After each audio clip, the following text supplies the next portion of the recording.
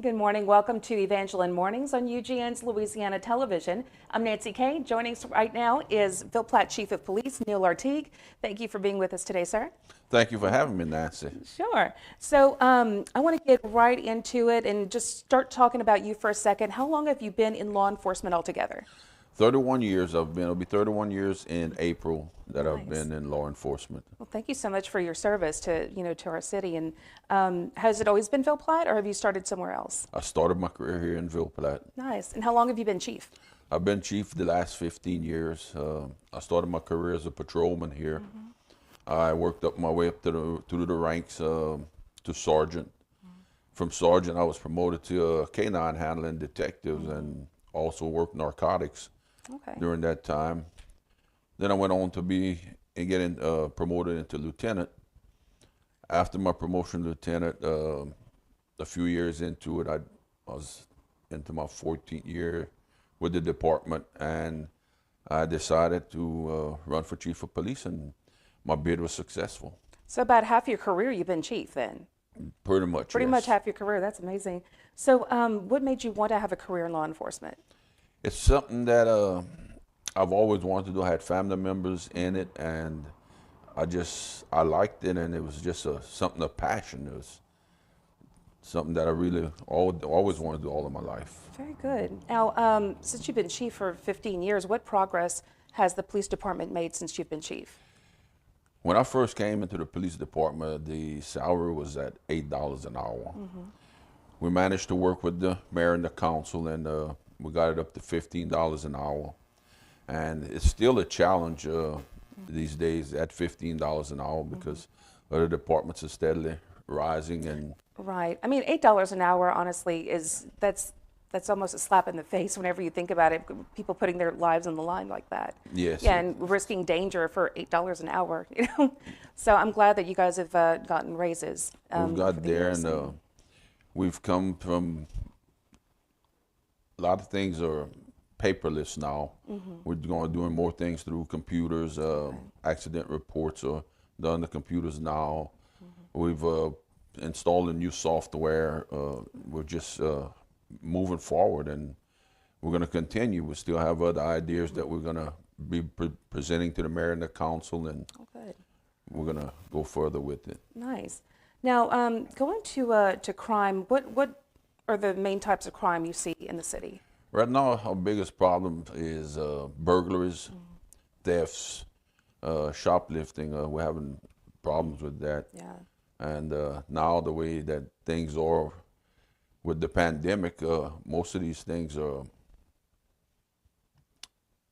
issued by citations.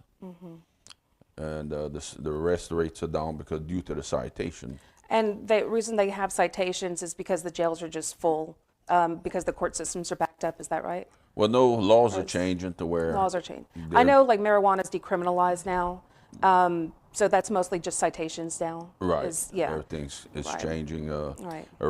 Some arresting offenses are turning into citations.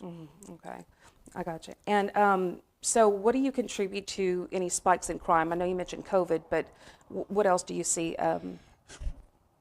The spikes in crime is mainly from drug offenders, repeat offenders. We have a lot of repeat offenders, and the drugs. They won't go to work, and they result in stealing to support their habits.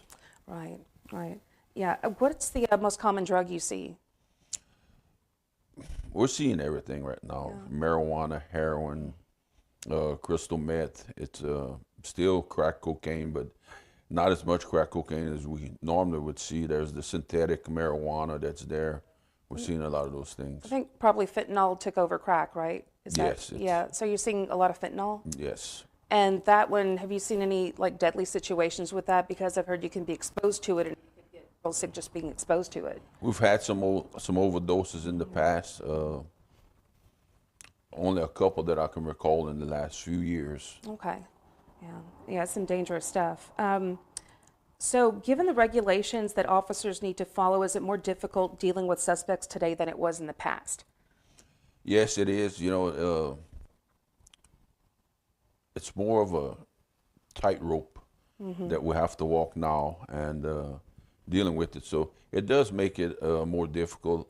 Some officers feel like, when they come to work, they don't know if they're going to end up in jail for doing their job or attempting to do their job the right way because of the way that the country is now, and things have changed and the laws have changed and everything. We have to deal with every situation differently. And do you think social media has played a part in that, in the way the public perceives the police right now? It does. It does. And, I'm going to say this, but all policemen are not bad. Yeah, of course not. One bad apple in the barrel makes the whole department look bad. Of course. And we lose trust because of that. So since then, we've changed our hiring practices as well. We do a more extensive background check and to try to find people that are going to stay and people that are really trustworthy, that we can really go out there and trust that they're going to do the right thing and stay on the narrow path. Right. What do you specifically look for in someone? Because I know you just said that they're going to do the right thing, but they have to take a psychological evaluation, and what do you look for in that? You want somebody who's not too hot-headed or doesn't have Yes, we look through the psychological evaluation. We look back into see. It's a long list that we go through. Oh, I'm sure. Showing what they abuse it, what they would be abusive in, or what the other officers that it was based off of that took that psychological evaluation that was abusive in, and it could be anything from driving the vehicle roughly to using the firearm, using the baton. It's just it's a long list of things that you look at, and if you have too many reds, you're gonna flunk the. I would flunk just on the driving test alone, because I would just, I don't treat my cars too good. Everybody who rides with me is kind of holding on for their life. But so given all the situations with social media now, everybody has a camera. So do you find it helpful now that officers have body cams that sort of is helpful or a hindrance to them in some cases for those who maybe aren't on the up and up, but the ones who are, it protects them? Do you agree? I agree it is. The body cameras, since we've started using body cameras, our lawsuits have dropped. I'm sure. Unbelievably. I'm sure. Because now we can pull the body camera footage and see exactly what happened, and we can deal with the source, whether it be the officer or the person filing the complaint. Right. And do you bring the person filing the complaint in and show them the evidence? Yes. Oh, yes. I've had several times that I've brought people in that filed a complaint, and we'll sit and go over the body foot camera, and some of them will be like, "Oh, I don't remember that." So. And probably they don't, because if it's something that's happening quickly, some of them might just be straight up lying to try to get money. But some of them, if a situation happens very quickly, it probably, seems different in their mind. Yes, and then sometimes the alcohol and drugs. Yes, absolutely. The intake that they've had, Do you ever find that some of them are correct, though, and that the officer did do something wrong? And if so, what's the course of action? I know it depends on the wrong, but... It depends on what it is, and it is addressed. Every situation is addressed that we come across, but the officers are usually very careful with it, and we really don't have any issues with it. Very good. And what new technology has come to the police department over the last couple of years? I know you mentioned now you have computers and so forth, so not everything is all paperwork now. But also you have tasers now, right? Yes, we're getting ready to launch the taser. We're still working on our use of force policy to make sure that we have all of it in place to where it's not abused by the officers or that we abuse the public with them. Right. So we're working on that. We're also going to soon launch a new software program that's going to, eForce it's called, and it's going to be web-based to where the officers can actually, from any Apple device, they will be able to do their reports on it from whether their cell phones, but they're going to all be issued computers for each officer, and they'll be able to do all their work. That's really good. That'll make everything more efficient. Chief, we're going to take a break right now, but we're going to come right back. And you're watching Evangeline Mornings on UGN's Louisiana Television.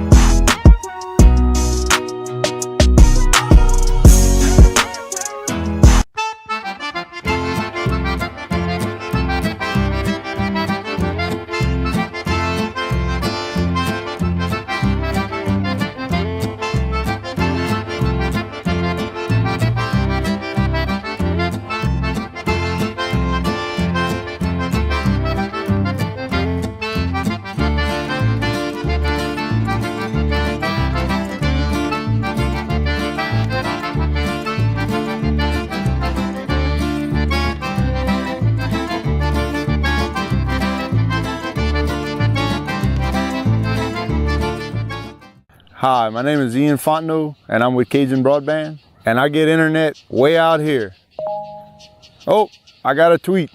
So what's good about Cajun Broadband, you got a local company, you got local customer support, you got small businesses, couldn't even have a peace of mind knowing that their security cameras work in the evening, you know, because the service just wasn't up to par. And we come in and we're an option, and we're a local option. Be strong and courageous. That's the message Jesus has for you if you're injured or ill. Keep your eyes on Christ and let us at Fontenot Physical Therapy and Fontenot Physical Therapy West help you run the race. Fear is useless. Just trust in Jesus and let us help you have hope in your future. Have a happy new year and God bless you.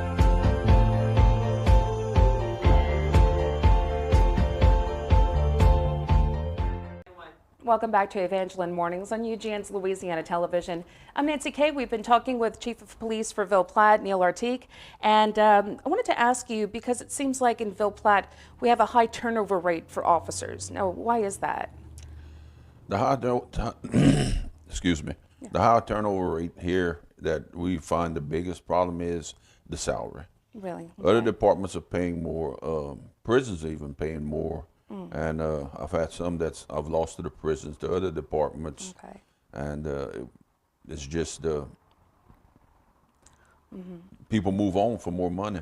Yeah, because I go to the city council meetings regularly, and every time there's a new officer hired, the council always asks, you know, are you going to stay? And they always say yes, but then you don't hear from them anymore. Yeah, they'll stay around for a while. Then Yeah. once they get a little bit of experience, you know, other departments will gladly take a trained officer over having to send one to the academy and spend the money on him. That's a little sneaky, but Yes. it's a little We underhanded. do have a contract in place that the officers have to sign that they're going to stay for 2 years or they have to reimburse the city. That's good. That's good. And So- have some of them done that? They've reimbursed and they've left, or they Yes. did their 2 years? Yes, we had some after a year and a half they've left, and Okay. it's prorated, so they don't have to reimburse the city the full amount.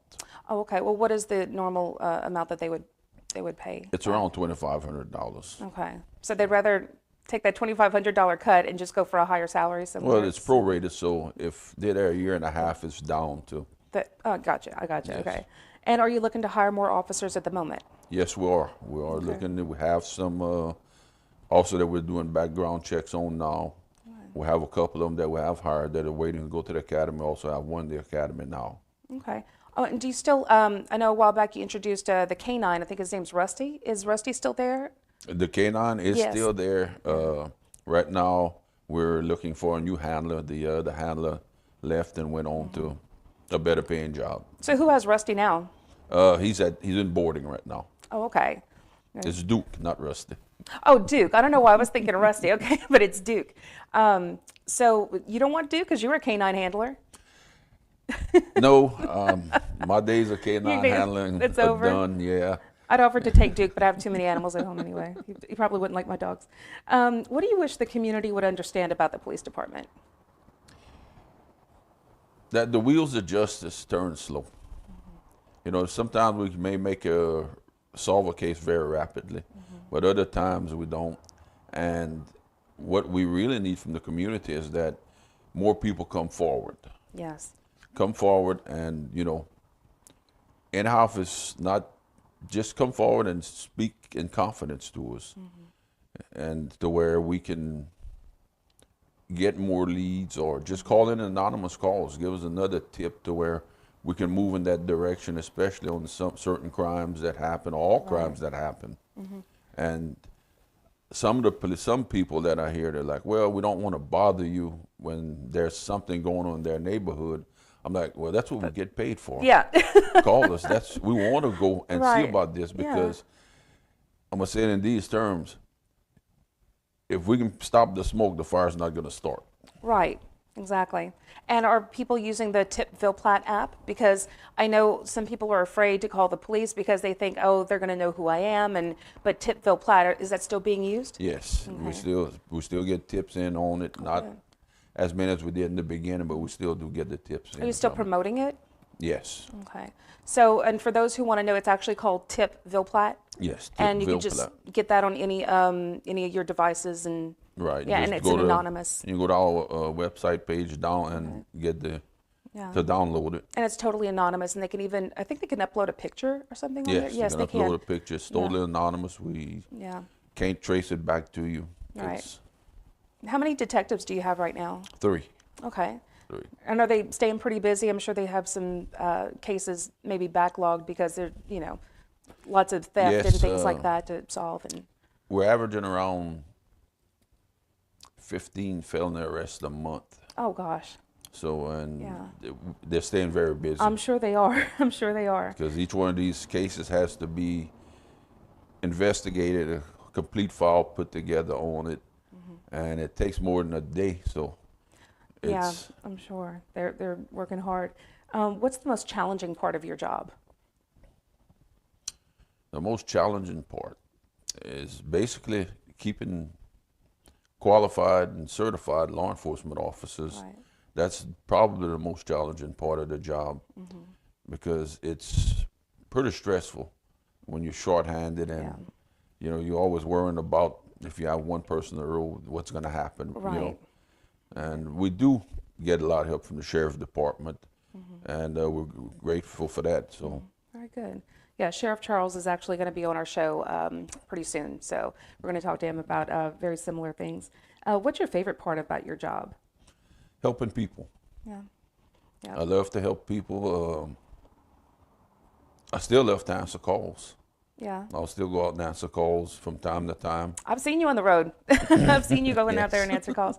And people probably don't know this, but you're a pretty charitable person too. I've seen you involved in different charities before, and you're very giving. And one of my favorites was was Bras on the Bayou. Yes. So that was a fun one to raise money for Yes, it breast was. cancer. So yeah, so people really don't know that about you, but you're a very giving person. So what is your biggest wish for the police department? My biggest wish for the police department is that we could get more money for the police department to pay our officers to where we could retain them. Because the longer we retain our officers, they're going to learn the people in the street. They're going to get to know the people. And once they get to know the people trust these officers, things quieten down. It turns around. But everything takes money in order to make it go. Right. And, I'm currently working with the mayor, and I'm going to continue to work with him to get these salaries up, and Good. we're going to get it done. Good. And that was actually going to be my next question was how do you, or have you tried getting the officers in the community to just introduce themselves and go on, see some kids hanging out, just going to hang with them and, getting that trust. I mean, but you said you need more officers basically to do that because it's hard to take one off of, patrol. And they do. I had one officer the other day, the parent, he stopped, he see a little kid playing basketball by himself, and he stopped and he played basketball with him. The mother videoed and put it on Facebook, and it went That's viral. cute. That's cute. So that helps. So. And you encourage that from Yes, from your oh yes, I officers? encourage it, please. Yeah. Well, is there anything else that you would like the public to know or something that you wanted to address? Just that we're going to continue to work for the public. We're here to work for the public. Calling the police department is not bothering us. This is what we get paid for. This is what we want to do. We want to be here, and any and all tips that you can give us, we appreciate them. They don't go unnoticed. They will be addressed or looked into, and sometimes we don't come up with the results we want or you want, but we'll continue until we can get there. Right. And I'm glad you said calling you because the number had changed. So now you have to go through 911. Yes, we Yes. use Central Dispatch now, but you can still dial 363-1313 to get through to them. And if you need to speak to administration, the police department is 363-1316. Or in case of an emergency, you dial 911, and they will dispatch the Ville Police Department to you. And how many people do you have on staff in the administration department? In the administration, we have the 3 detectives, 6. So 6 total. Okay. And so do you have actual dispatchers, or they're just all through 911 now? It's all through 911 All through 911. now, Okay. yes. All right. And so do you are you on board with kind of the inmate kind of work release program? Because I know the city was asking to get some inmates to clean up around the city. So are you okay with that, or do you have worries about that? No, I'm okay with it.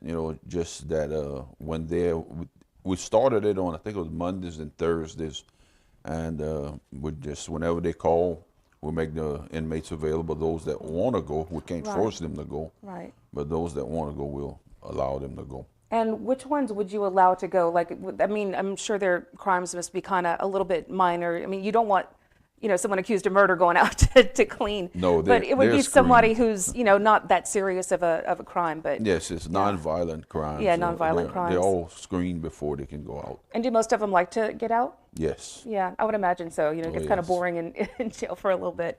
Do you ever find some of them who, I mean, I know you have repeat offenders, but do you have some who maybe just go to jail once and then that's it, they're done? They're kind of scared and don't want to go back?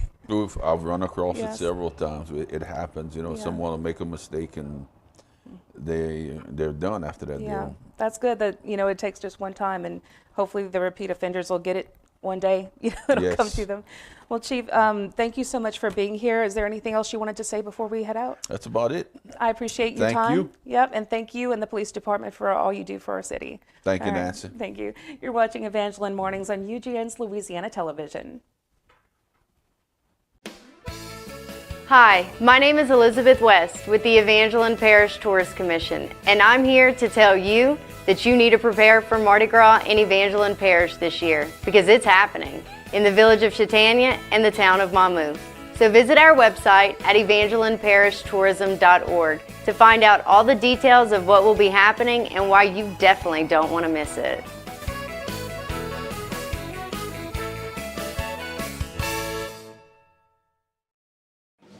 Before John DeVille and his staff can unlock the doors, there's a gathering outside of the Cajun Catfish Steakhouse and Buffet, 1452 Highway 167 North, Ville Platte, Louisiana.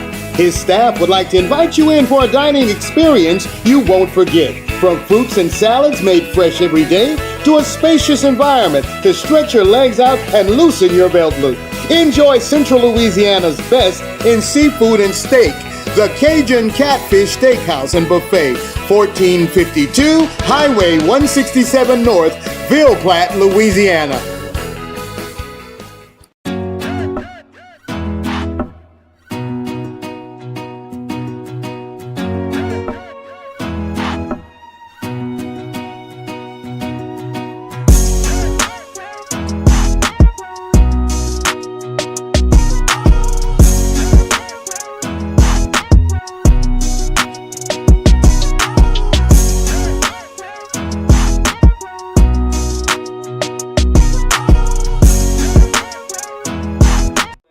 Good morning. Welcome to Evangeline Mornings on UGN's Louisiana Television. I'm Nancy Kay, and joining us right now is Katrina Ardoin, principal of Ville Platte Elementary. Thank you so much for being here. Thank you for having me. I'm sure it's a very busy time right now, so I'm glad that you took a few minutes to come talk to us about the school and about yourself. Yes, thank you. Well, we won't keep you too long, but let's start with, for those who don't know you, can you tell us a little bit about yourself?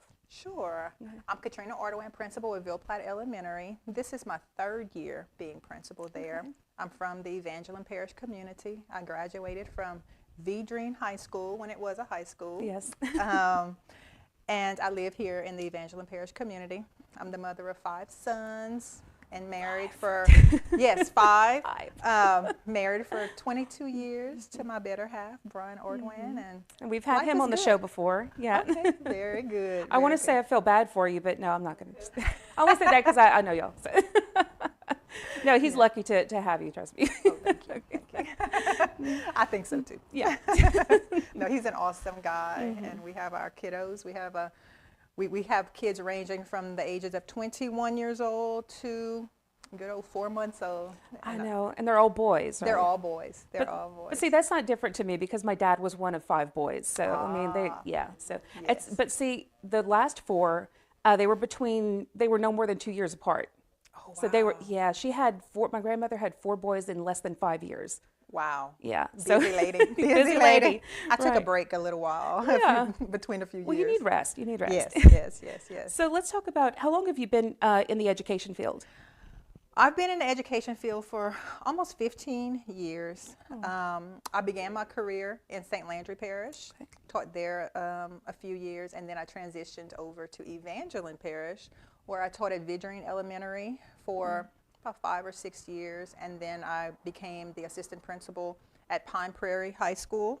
And from Pine Prairie High School, I was assigned as principal to Ville Platte Elementary. Okay, so you've always been in the elementary part, right? Correct. Correct. Okay. Correct. You just like the younger ones better than the older ones? do. The older ones give more I love problems. the big ones too. Yeah. But my niche is the They're little the fun ones. They yeah, they are the are. fun ones. They're the They most are. impressionable anyway. You're absolutely Yeah. right. So is that something you've just always wanted to do? That was your plan, to be in education? Well, actually, whenever I came out of high school, I went to college and received a degree, a business management degree. Okay.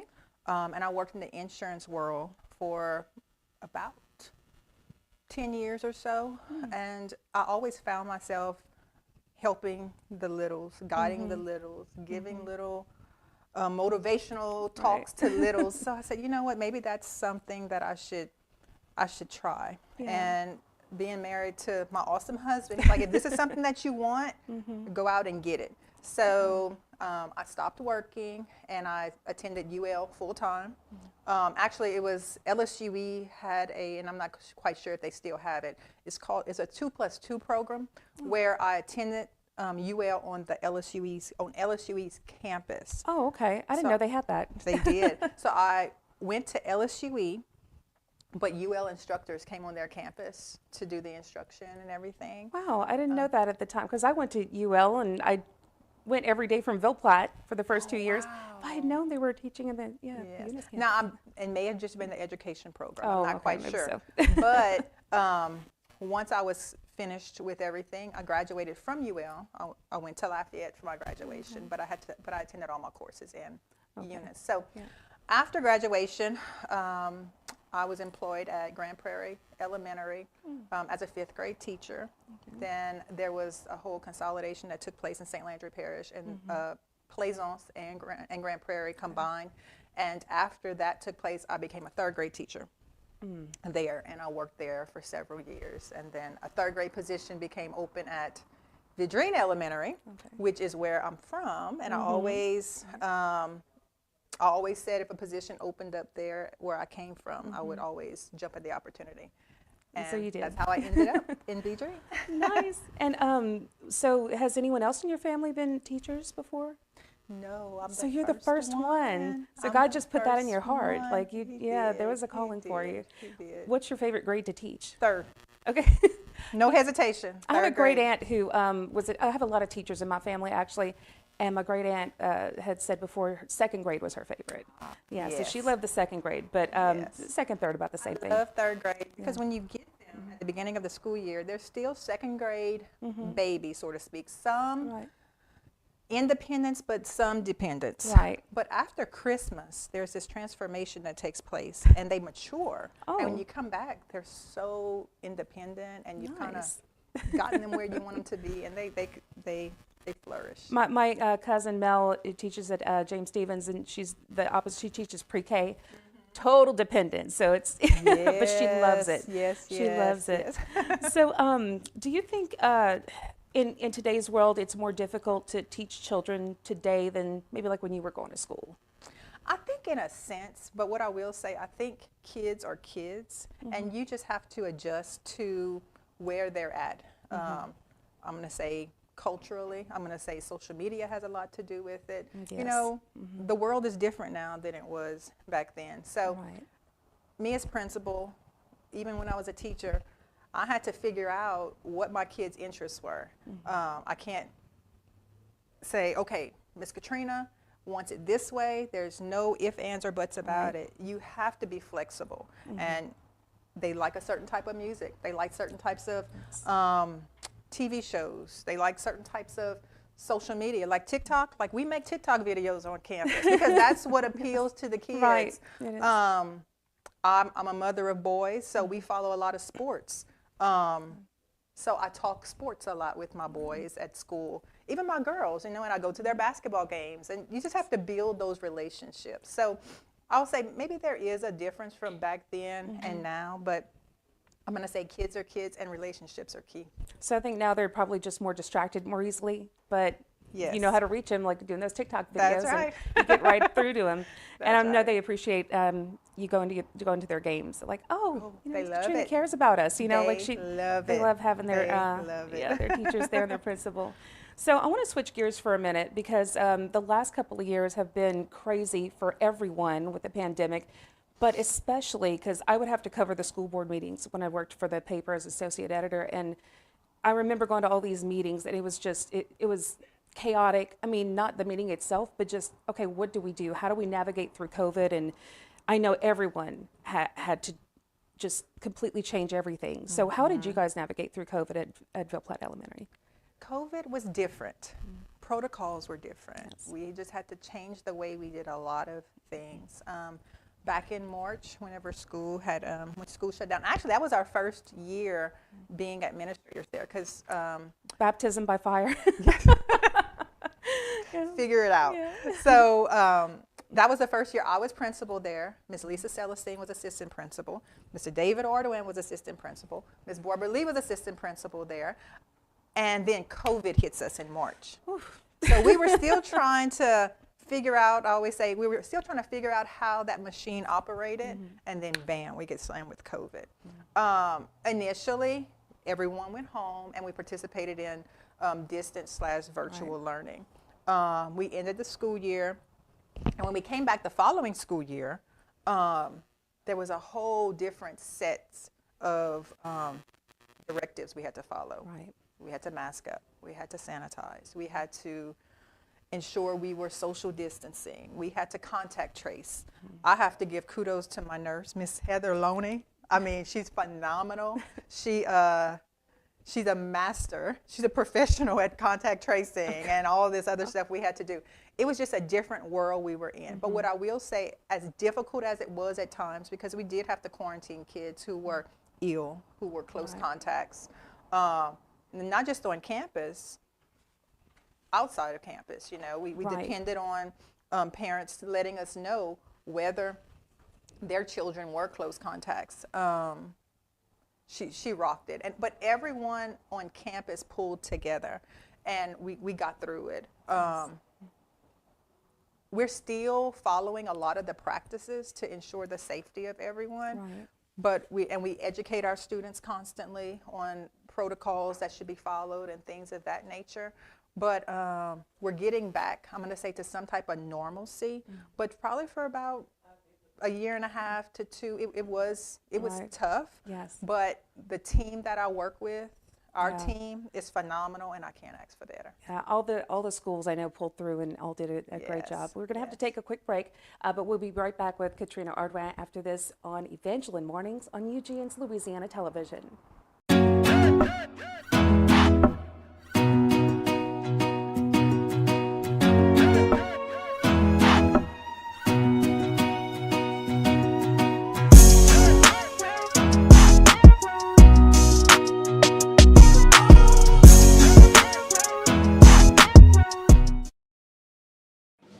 Before John DeVille and his staff can unlock the doors, there's a gathering outside of the Cajun Catfish Steakhouse and Buffet, 1452 Highway 167 North, Ville Platte, Louisiana. His staff would like to invite you in for a dining experience you won't forget. From fruits and salads made fresh every day to a spacious environment to stretch your legs out and loosen your belt loop.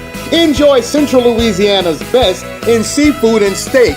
The Cajun Catfish Steakhouse and Buffet, 1452 Highway 167 North, Ville Platte, Louisiana.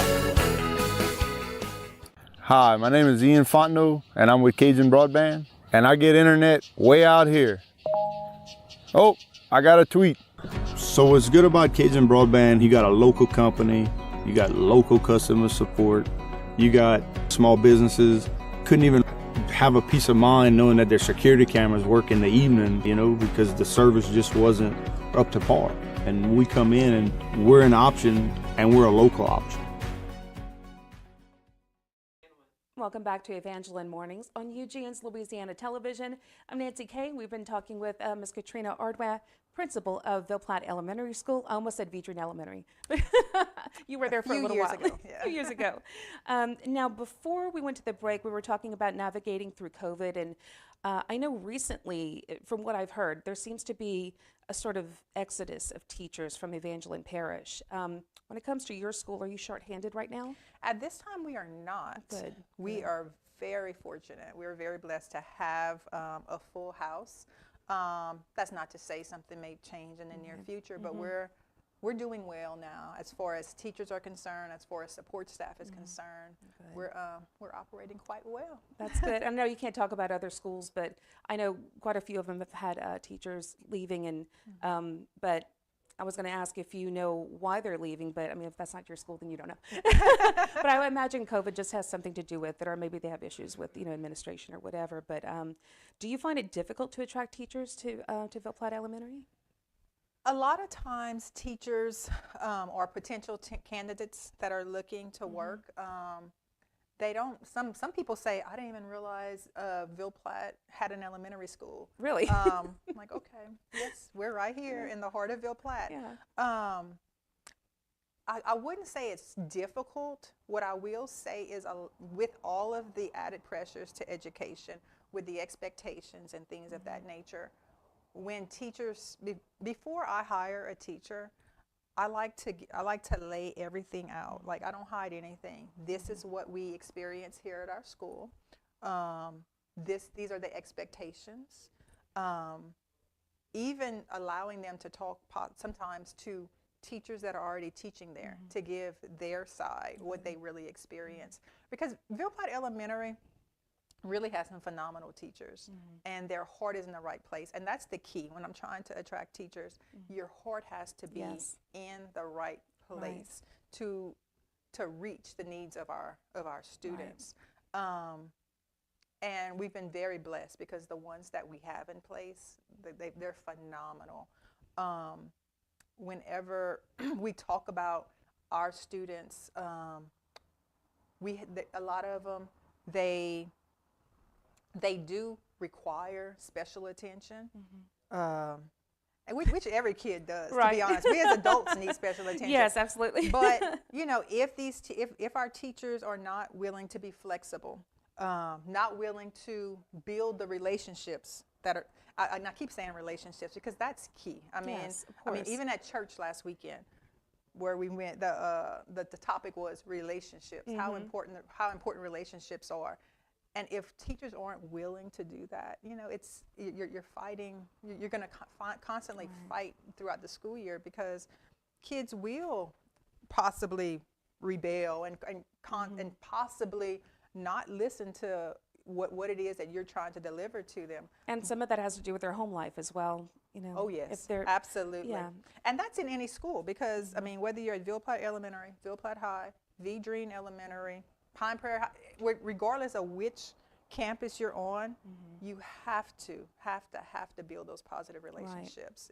If not, I mean, you're spinning your wheels. Exactly, exactly. And I have to hand it to you and all educators because, like I said, I had a lot of teachers in my family, so everybody told me, "Oh, you'd make a great teacher. You'd make a great teacher," and I had enough credits to teach high school English.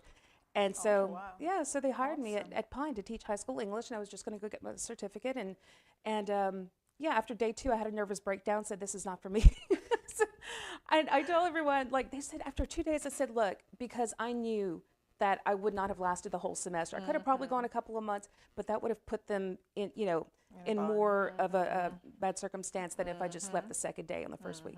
So they did it. But I learned a lot from those 2 days. I said, yeah, teachers, those, that's a really strong profession. It takes a strong person to be an educator. Yes. And the kids weren't even bad. It was just all the stuff that goes with it. It's a lot. It is a lot.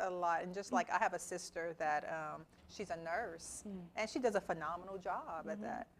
But I'm like, I could never do that. Yes. I could never do that. It takes special people to be in certain fields. It does. I couldn't be a nurse either. I wanted to be a veterinarian actually because I love animals so much, but I couldn't see them hurt, so I couldn't take it. But I wanted to ask. It seems like today. Let me go back. Back in the day, I remember when I was going to school. If you got in trouble at school, your parents backed up the teacher or whoever is punishing you.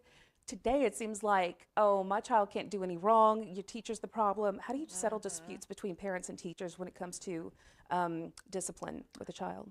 So this is our third year, and I'm saying our because it's an entirely new administrative team at Ville Platte Elementary. Well, over the course of these years, we've built strong relationships with our students as well as our parents. Good. So if the need does come to contact a parent, and I'm going to talk from the administrator's side, they're familiar with us. Good. They're very receptive to what we have to tell them. And I'll tell parents and I tell my students, while your kids are with me or while these children are with me, they are mine. And I will treat them just as I would my own children. Right. And they respect that. That's good. And I'm not, blowing smoke or anything, because No. I tell the kids, you are mine while you're here. And I'm Right. going to treat you just as I would my own. As far as teachers are concerned, at the beginning of the school year, we enforce, well, let me not say enforce, we recommend and we check on a regular basis teacher contact logs. And we have every teacher reach out to parents, introduce themselves, like a positive contact. Right. You want to you want to be familiar with your parents. You want them to be Absolutely. comfortable with you, because just as administrators, we're kind of like the parents of the kids on campus.